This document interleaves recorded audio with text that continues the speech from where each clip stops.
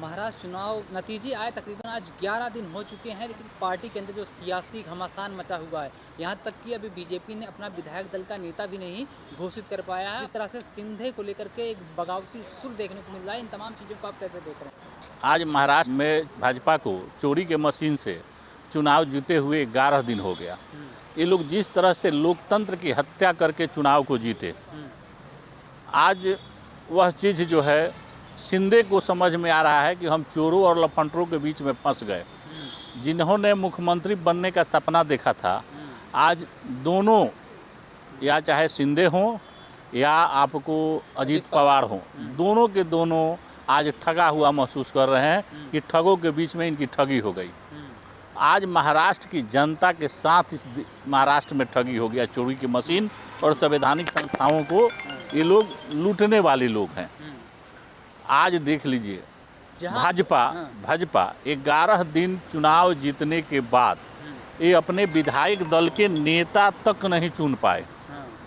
आज तक इन्होंने विधायक दल का अपना नेता नहीं चुन मुकर्रर कर दिया है 5 तारीख को। ये तो मुख्यमंत्री घोषित कर दिए, नाम तो घोषित नहीं किए, तारीख घोषित कर दिए, तारीख और समय घोषित कर दिए। उद्योगपति जिसे महाराष्ट्र, जिन उद्योगपतियों का पैसा लगा चुनाव में, जिनके मशीन की चोरी से और उद्योगपतियों के पैसे से सरकार बनी है, आज वही लोगों के इशारा पर घोषणा होना है कि मुख्यमंत्री कौन होगा।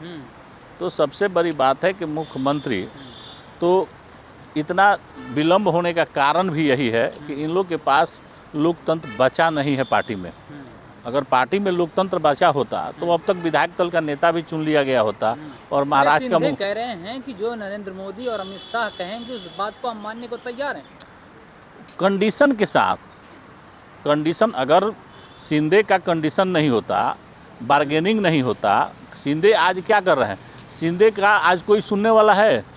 आज शिंदे को ईडी का डर दिखाया जा रहा है कि आपने जो 2.5 साल में ठाकरे को ठग के आए और आपने जितना मुख्यमंत्री रहते हुए जितना ये युक्ति तीनों मिल के लूटे महाराष्ट्र की जनता को, उसका भय दिखाया जा रहा है, डरा दिया गया।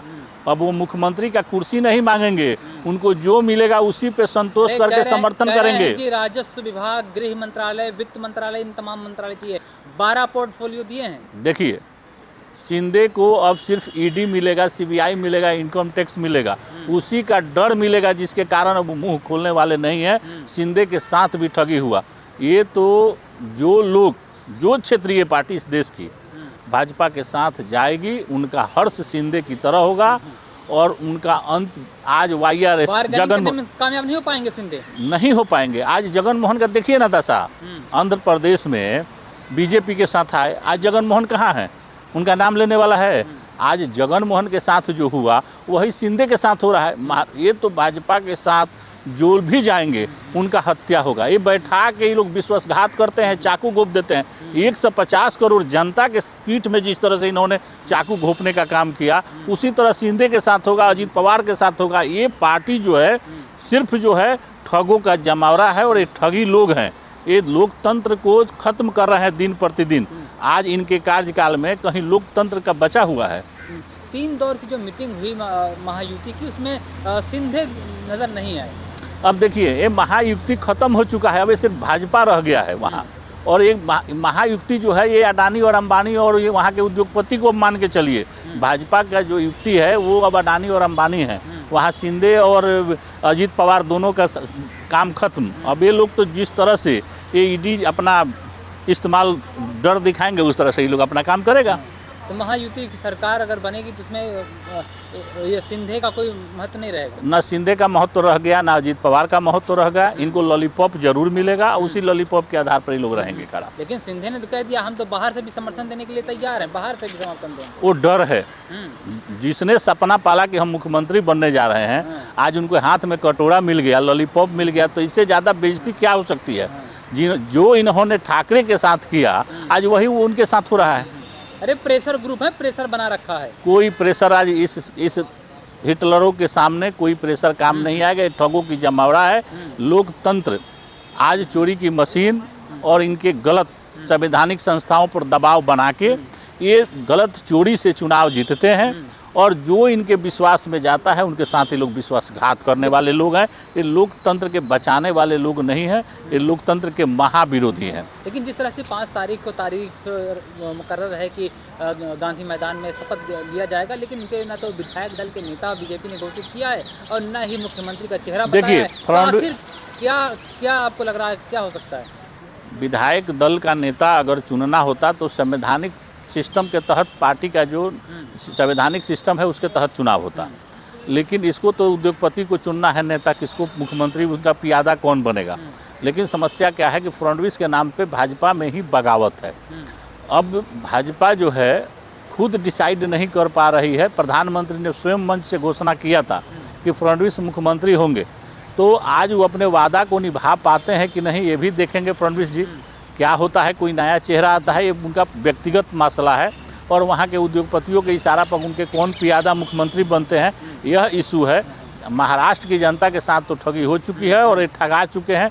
महाराष्ट्र में तो अब ये सरकार जो है हिटलरशाही के बल पे लोकतंत्र का हर समय हत्या होगा और वहाँ के गरीबों का, आम जनता का, मिडिल क्लास का शोषण शुरू हो जाएगा सरकार बनते ही।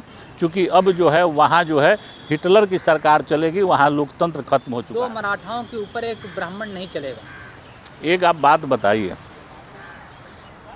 अब सबसे बड़ी बात है कि कौन क्या बोल रहा है। वो जो दोनों मराठा बोल रहे हैं, अगर वो मराठा होते तो का ठाकरे साहब जिसको पाला वही ठाकरे जी को धोखा देके चला गया। अजीत पवार को जिसने उंगली पकड़ के नेता बनाया, उसी अपने बाप को छोड़ के पार्टी भाग गया। तो इन सब का कोई बात का कोई भरोसा नहीं है। महाराष्ट्र में अब लोकतंत्र नहीं बचा है।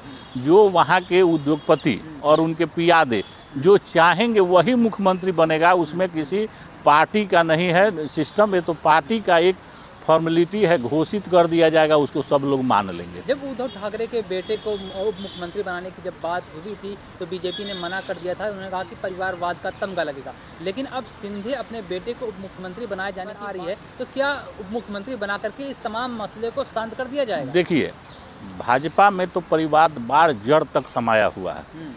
ये परिवारवाद की बात करने वाले लोग नहीं हैं। वहाँ तो लोकतंत्र है ही नहीं भाजपा में। वहाँ तो सबसे अधिक परिवारवाद है, लूटवाद है, चरम पर पहुँचा हुआ है। जय शाह कौन है, उसके पास क्या डिग्री है? उसको अगर हिंदुस्तान के किसी 9वां पास बच्चे के साथ डिबेट करा दिया जाए तो जय शाह जो है एक शब्द, एक मिनट नहीं टिक सकता है। वह व्यक्ति बीसीसीआई का चेयरमैन बन के बैठ गया। उसका संपत्ति राफेल स्पीड से भी ज़्यादा तेज़ी में बढ़ा। देश के प्रधानमंत्री को जवाब देना चाहिए कि आखिर जय शाह में कौन सी ऐसी काबिलियत थी कि आपने उसे बीसीसीआई का चेयरमैन बन दिया। इससे बड़ा परिवारवाद क्या हो सकता है? आज अनुराग ठाकुर परिवारवाद का देन नहीं है। अगर आप देखिएगा भाजपा में तो परिवारवाद का एक बड़ी लंबी लिस्ट है। यही बात कहते हैं कि जो हिंदू धर्म की बात करने वाले लोग हैं, जो कहते हैं कि मैं धर्म के रक्षक हैं, आज उन्हीं से पूछिए कि उनके बातों और कथनी और करनी में कितना फ़र्क है। तो सबसे बड़ी बात है कि ये सब लुटेरों की गैंग है। ना इनका धर्म है, ना ईमान है, ना इनमें इंसानियत है। ये सब लूट खसोट करने वाले लोग हैं, उद्योगपतियों के दलाल हैं। इससे ज़्यादा कुछ नहीं। वहाँ जीती नहीं है, वहाँ कांग्रेस की हार नहीं हुई। वहाँ अगर हार हुई तो इस देश का लोकतंत्र का हार हुआ और महाराष्ट्र की जनता की हार हुई। कांग्रेस लोकसभा चुनाव में इतना बढ़िया प्रदर्शन किया और विधानसभा में इतना खराब प्रदर्शन कि किसी को पच नहीं रहा है। सभी लोग जान रहे हैं कि चुनाव चोरी की मशीन, चुनाव आयोग और संवैधानिक संस्थाओं ने अपने गरिमा को दबाव में आके तार किया, जिस कारण वहाँ कांग्रेस चुनाव हार गई, हरियाणा में चुनाव हार गई। एक चीज़ को देखिएगा, जब चोर चोरी करने में सफल हो जाते हैं लेकिन हिस्सेदारी में बड़ी बवाल होती है। आज वही महाराष्ट्र में हो रहा है कि चोरी से चुनाव तो जीत गए लेकिन मुख्यमंत्री घोषणा अभी 11 दिन बीत गया, आज तक ये लोग नहीं कर पाया। डेट जरूर निकाल दिया लेकिन ये लोग सरकार अभी तक मुख्यमंत्री कौन होगा ये डिसाइड ये लोग नहीं कर पाया। क्योंकि चोरी तो करके चुनाव जीत जाइएगा लेकिन चोरी से जीते हुए सामान को बांटने में बड़ा दिक्कत होती है। आज वही भाजपा के साथ हो रहा है, दूसरा और कोई मुद्दा नहीं है। ये लोग लोकतंत्र के हत्यारे हैं। आज वहाँ लोकतंत्र की हार हुई, वहाँ की आम जनता की हार हुई है।